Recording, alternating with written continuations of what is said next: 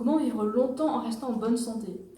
Bon, la plupart du temps dans les magazines, sur les articles sur le web qui font le buzz, ils vous expliquent comment avoir l'air jeune, comment conserver tout à l'extérieur, comment, je sais pas, ils vous parlent de trucs assez superficiels en général, ou pas. Donc vous parlez de, je sais pas, de chirurgie ou de trucs pour tricher, ou alors de maquillage, ou alors des trucs un peu mieux comme faire du sport, trucs pour s'entretenir. Mais il y aurait aussi autre chose. Je sais pas si vous avez entendu parler des télomères. En fait, c'est l'extrémité de nos gènes, l'extrémité des chromosomes. C'est un peu, vous voyez, une pomme, la petite tige de la pomme, qu'on met de la cire dessus. Ben, c'est un peu ce que le télomère est pour nos chromosomes. Donc en fait, ça protège nos chromosomes pour pas qu'ils s'effilochent comme des lacets de chaussures, par exemple. Si notre télomère il est long et développé et épais, là on se dit qu'il nous protège bien, c'est qu'on a un potentiel de vie, d'espérance de vie qui est encore bien bon, quoi. Et si le télomère il est bien usé, tout petit, c'est qu'on a vieilli, quoi. Alors il y a des études là-dessus, donc je sors rien de mon chapeau, je vais vous dire un peu ce que les études disent à ce sujet-là. Quels aspects de notre mode de vie peuvent aider à vivre plus longtemps et puis à rester solide à l'intérieur, quoi. Alors, sachez que les fruits et les légumes et d'une manière générale toutes les plantes qui sont riches en antioxydants, ben, ceux-là ils vont aider à avoir des télomères bien construits et bien solides. Alors que la viande, le poisson et les produits laitiers, ben, ils vont détruire vos télomères. Ben, c'est ce que les études ont dit. Et il y en a plusieurs là-dessus, hein. Donc en bref, une alimentation qui est à base de plantes entières, ça c'est le top pour vos télomères. Si vous voulez les conserver, plantes entières. Alors c'est quoi les plantes entières? Donc c'est pas dire que vous devez manger des céréales complètes si vous n'aimez pas ça, il y a plein de choses de plantes entières. Il y a les pommes de terre, c'est des plantes entières, c'est génial. Je sais pas, les épinards cuits, croquer une pomme, des trucs très simples, hein. Et si, je sais pas, vous pouvez aussi manger plein d'autres trucs si vous aimez ça, toutes sortes de plantes. Vous n'avez pas besoin de manger que des plantes entières, mais une majorité de plantes entières, c'est le top.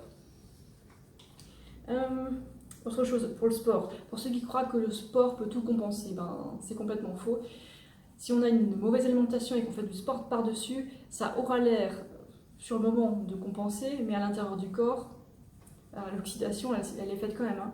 Et pour les télomères, faire du sport seulement et manger n'importe quoi, ben, ça marche pas. Les télomères ils vont continuer de vieillir à la vitesse habituelle des gens, quoi. Alors que si vous faites du sport et que vous avez une alimentation qui est à base de plantes entières, là ça a des bénéfices. Voilà. Et c'est les études qui disent ça, et ça m'étonne pas qu'il y ait des études là-dessus parce que ceux qui financent tout ça, ils ont envie de vivre plus longtemps, ils veulent connaître ces informations. Donc faites comme ces gens-là, allez puiser dans les sources d'informations, ouvrez Google Scholar et vous trouverez des trucs incroyables. Bon après il faut être un peu éduqué et puis comprendre où sont les biais et tout, et savoir parler l'anglais aussi parce que tout est en anglais. Et moi je vous fais des petits résumés de tout ça, je trouve ça absolument passionnant, quoi. Donc si on veut avoir des télomères qui fonctionnent à long terme et vivre longtemps en bonne santé et pas être un légume, ben mangez des légumes. Ça peut paraître contradictoire, hein.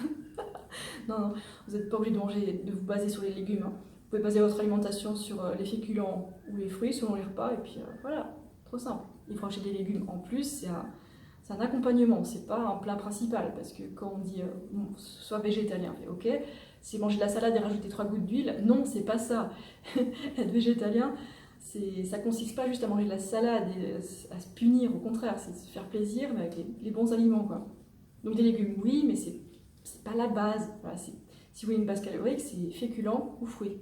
Voilà. Et pour la plupart des gens, c'est les féculents les plus simples. Donc, des plantes entières, je peux vous donner des idées, hein.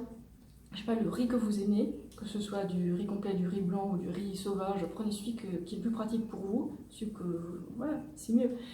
Je sais pas, des pommes de terre aussi, toutes ces formes, vous pouvez les bouillir, les cuire au four.